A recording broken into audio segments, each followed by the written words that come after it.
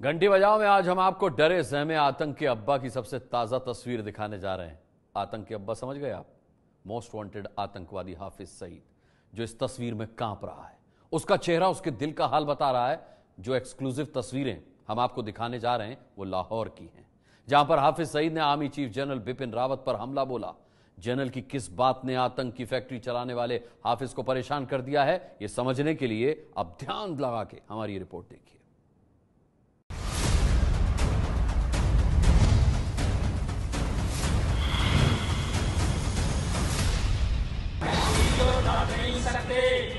और मैं कहता हूं इंडियन आर्मी अल्लाह के फजल से कश्मीरियों से नहीं लड़ सकती। घाटी में आतंक की पिटाई से कराहते आतंक के अब्बा को सुनिए। मैं समझता हूं जिस तरह मोदी बयान बदलता है ऐसे इंडियन आर्मी चीफ बयान बदलता है, जैसे ये सारे ये हो रहे हैं।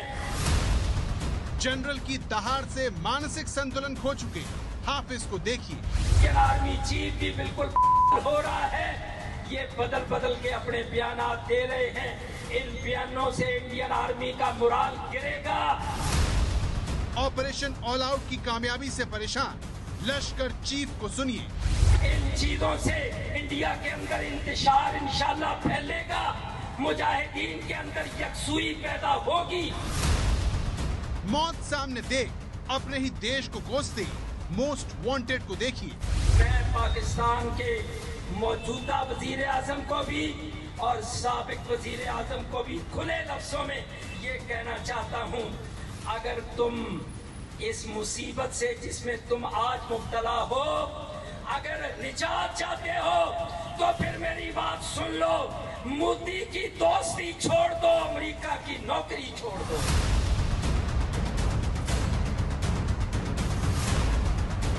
कहते हैं जब गीदड़ की मौत आती है तो वो शहर की तरफ भागता है, और जब किसी आतंकवादी की मौत आती है तो वो इस तरह की ऊल जलूल बातें करने लगता है। घाटी में आतंक का खेल अब अपनी आखिरी सांसें ले रहा है। ये बात आपको थोड़ी देर में खुद हाफिज सईद बताने वाला है, जो थल सेना प्रमुख जनरल बिपिन रावत के उसे आईना दिखाने से आग बबूला है। सवाल यह है कि जनरल के किस बयान ने हाफिज का फ्यूज उड़ा दिया है। आर्मी चीफ की किस बात से आतंक का अब्बा रिरिया रहा है। आखिर हाफिज का यह बयान आतंक पर विजय क्यों माना जा रहा है? क्या इसी वजह से वो अब शब्दों का इस्तेमाल तक कर रहा है? मैं समझता हूँ जिस तरह मोदी बयान बदलता है ऐसे इंडियन आर्मी चीफ बयान बदलता है, जैसे ये सारे ये हो रहे हैं। हाफिज सईद के इस पागलपन की असल वजह से हम थोड़ी देर में पर्दा उठाने वाले हैं, लेकिन सबसे पहले सुनिए हाफिज सईद का वो सबसे ताजा भाषण जो उसने लाहौर में दिया, जिससे आपको इस बात का यकीन हो जाएगा कि कैसे जनरल का तीर सीधे निशाने पर लगा है। अरे वो कश्मीरियों लड़ नहीं सकते, और मैं कहता हूँ इंडियन आर्मी अल्लाह के फजल से कश्मीरियों से नहीं लड़ सकती। और ये फैसले मैदानों में हो रहे।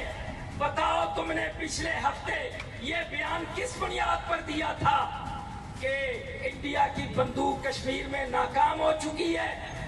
आज तुम बयान बदलते हो। मैं समझता हूँ जिस तरह मोदी बयान बदलता है ऐसे इंडियन आर्मी चीफ बयान बदलता है, जैसे ये सारे ये हो रहे हैं। इंडियन आर्मी चीफ भी बिल्कुल हो रहा है। ये बदल बदल के अपने बयान दे रहे हैं। इन बयानों से इंडियन आर्मी का मुराल गिरेगा। अभी जो आपने बात सुनी वो हाफिज सईद ने अपने बयान के शुरुआत में कही है। इसके बाद उसने कश्मीर में आतंकवाद की हार को भी कबूल किया है।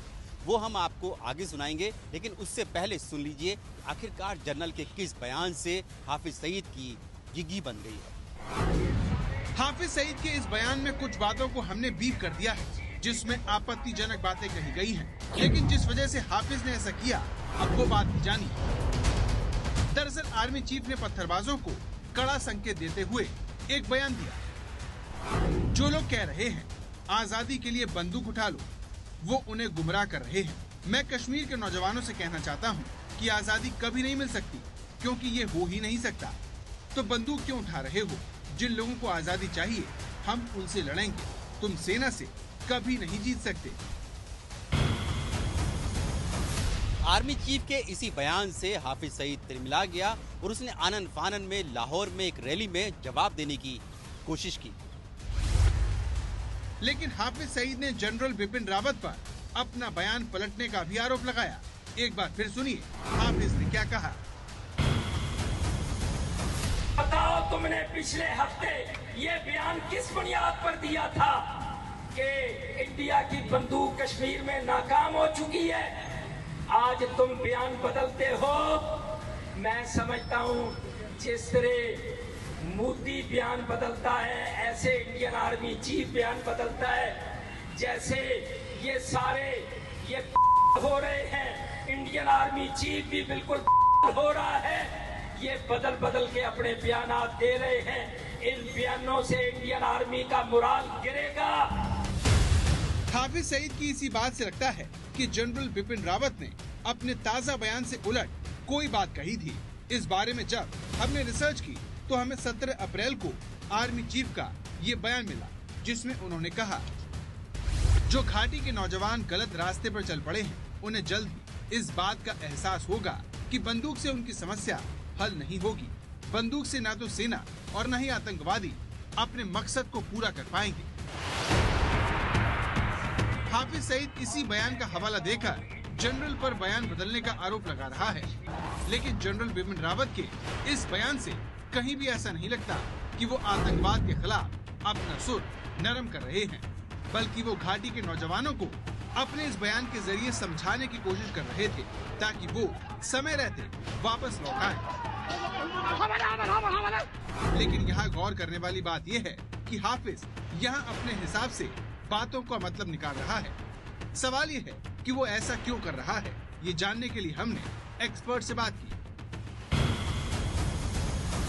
खासतौर से उस समय ये स्टेटमेंट आता है जब उनकी पिटाई ज़्यादा होती है, जिस समय वो डिफेंसिव पोजीशन में होते हैं। इस समय उनके सभी जितने बड़े उनकी जो आतंकवादी संगठन है लश्कर-ए-तैयबा, उसके जितने बड़े मिलिटेंट थे, जो लीडरशिप पोजीशंस में थे, कमांडर्स थे, या उनसे सब मारे जा चुके हैं। नए लड़के ज़रूर रिक्रूट हुए हैं, वो बहुत ज़्यादा ट्रेंड नहीं है। और अब कोशिश इस बात की हो रही है जो सरेंडर कर चुके हैं पहले उनको दोबारा से ये लाने की कोशिश कर रहे हैं। हाफिज सईद के परेशान होने की वजह भी है। ये देखिए, ये घाटी में पकड़ा गया हाफिज सईद का जिंदा आतंकवादी है, जिसे सेना ने जिंदा पकड़कर हाफिज सईद की नींद उड़ा दी है। हम ऐसा क्यों कह रहे हैं? ये बात अब आपको एजाज गुजरी नाम के आतंकी के कबूलनामे को सुनकर पता चलेगा, जिसने घाटी के नौजवानों में नफरत का जहर भरने वाले पाकिस्तान की घंटी बजा दी है।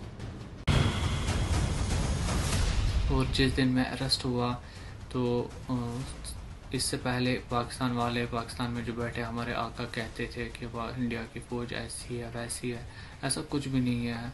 तो आप खुद भी देख लें, आकर इनसे मिलें, इनसे खुद बात करके, इंडिया की फौज के साथ बात करके, अफसर से बात करके आप खुद भी देखें कि ऐसा कुछ भी नहीं है। ये एक साजिश चल रही है, गेम के तहत हमारे साथ, हमारी ज़िंदगी के साथ खेला जाता है।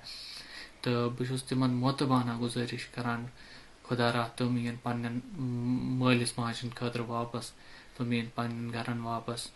अस्सलाम वालेकुम वरहमतुल्लाह। हाफिज सईद की मुश्किल ये है कि एक तरफ उसकी पोल खुल रही है तो दूसरी तरफ सेना आतंक के कांटों को चुन चुन कर हटा रही है। 5 मई की ये तस्वीरें देखिए, जिसमें सेना ने श्रीनगर के पास आतंकवादियों को पहले सरेंडर करने को कहा, लेकिन जब आतंकवादी नहीं माने तो उन्हें गोलियों से भून कर रख दिया।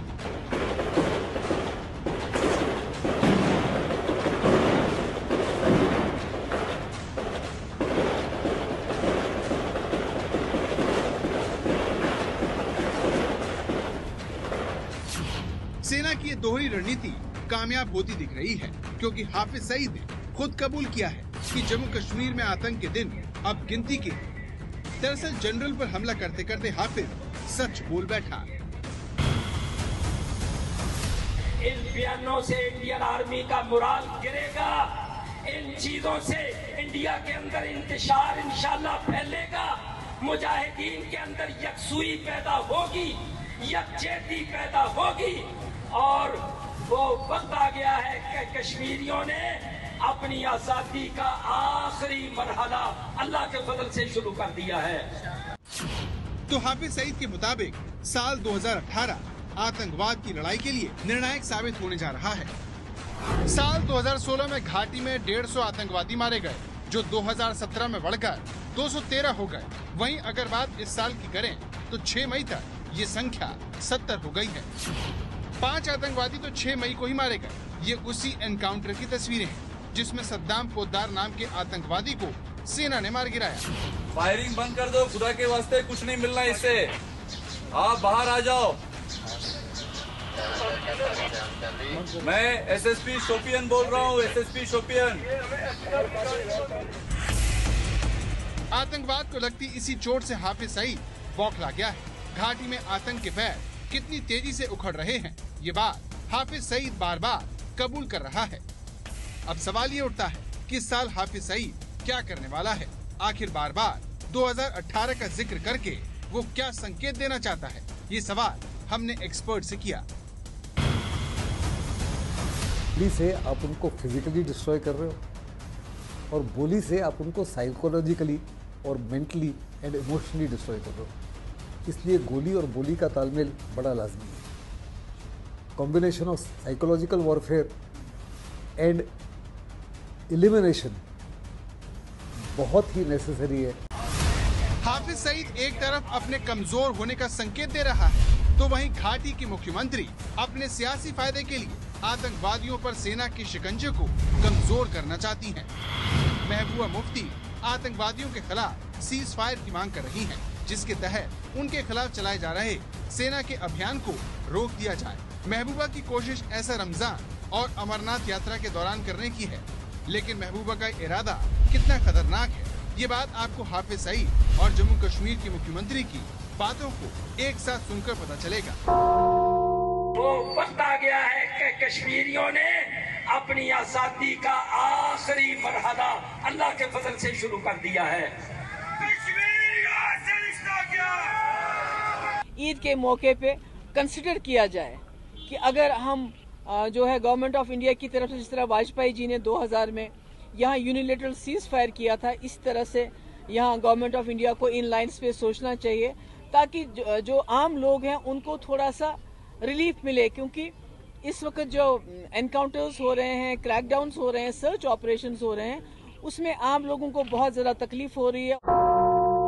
कश्मीर में लगातार पत्थरबाजी की घटनाएं सामने आ रही हैं। कुछ दिन पहले ही पत्थरबाजों के हमले में तमिलनाडु के एक पर्यटक थिरुमणि की मौत हो गई थी। अब रमजान का महीना शुरू होने वाला है और उसके बाद अमरनाथ यात्रा। इससे चिंतित होकर महबूबा मुफ्ती ने एक सर्वदलीय बैठक बुलाई, जिसमें सीज फायर की बात सामने आई। लेकिन महबूबा के इस प्रस्ताव से आर्मी चीफ सहमत नहीं है। उनका कहना है आम नागरिकों की मौत ना हो, इसके लिए हम मिलिट्री ऑपरेशन बंद करने के लिए तैयार हैं। लेकिन इसकी जिम्मेदारी कौन लेगा कि हमारे लोगों पर फायरिंग नहीं होगी। पुलिसकर्मी, राजनीतिक कार्यकर्ताओं, हमारे लोग जो घर लौट रहे हैं उन पर हमला नहीं होगा, उन्हें मारा नहीं जाएगा। सेना मुख्यालय के उच्च पदस्थ सूत्रों के मुताबिक जब तक युद्ध विराम पर पूरी तरह से फैसला नहीं हो जाता, तब तक कश्मीर में सेना के ऑपरेशन जारी रहेंगे। सूत्रों ने यह भी बात साफ कर दी कि युद्ध विराम लागू किया जाए या नहीं, इसमें सीधे तौर से सेना की कोई भूमिका नहीं है और इस बात का आखिरी फैसला सरकार को करना है कि कश्मीर में युद्ध विराम लागू किया जाए या नहीं। जानकारों का भी मानना है कि ये फैसला अंतिम सांसें गिनते आतंकवाद को ऑक्सीजन देने जैसा होगा, क्योंकि सेना का ऑपरेशन ढीला पड़ते ही वो एक बार फिर एकजुट हो सकते हैं। घाटी की राजनीति कितनी खतरनाक है, ये समझने के लिए हम रक्षा जानकार से बात की।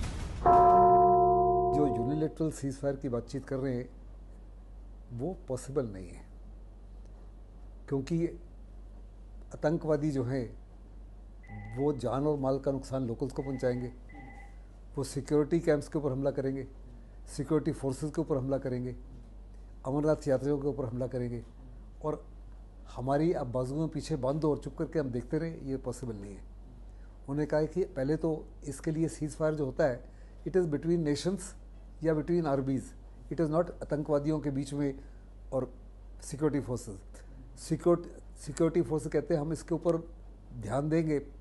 अगर ये अपील आतंकवादियों से आए और वो आश्वासन दे कि वो किसी प्रकार के किसी भी हादसे को अंजाम नहीं देंगे, इस समय बड़े प्रेशर में है, वो बैकफुट पे हैं, आप उनको टाइम दे दोगे to regroup, to revive themselves, join in fresh forces, ताकि आने वाले समय में बहुत बड़े पैमाने पर हमले कर सके, और हम नहीं अलाउ करेंगे। तो वक्त आतंकवाद पर आखिरी चोट का है, ना कि पीछे हटने का। अब फैसला मोदी सरकार को करना है कि वो वजूद के लिए लड़ते आतंकियों को संजीवनी देना चाहती है या फिर उन पर आखिरी जोरदार प्रहार कर उनका विनाश, क्योंकि घाटी को जलाने वाले पस्त पड़ चुके हैं, जिसने उन्हें मानसिक दिवालिया कर दिया है। जाते जाते आप देश के मोस्ट वांटेड आतंकवादी को रेरियाते हुए एक बार फिर सुनिए और जम्मू कश्मीर में आग लगाने वालों की घंटी बजा दीजिए। मैं समझता हूँ जिस तरह मोदी बयान बदलता है, ऐसे इंडियन आर्मी चीफ बयान बदलता है। जैसे ये सारे ये हो रहे हैं, इंडियन आर्मी चीफ भी बिल्कुल हो रहा है। ये बदल बदल के अपने बयान दे रहे हैं और वो वक्त आ गया है कि कश्मीरियों ने अपनी आजादी का आखिरी मरहला अल्लाह के फजल से शुरू कर दिया है।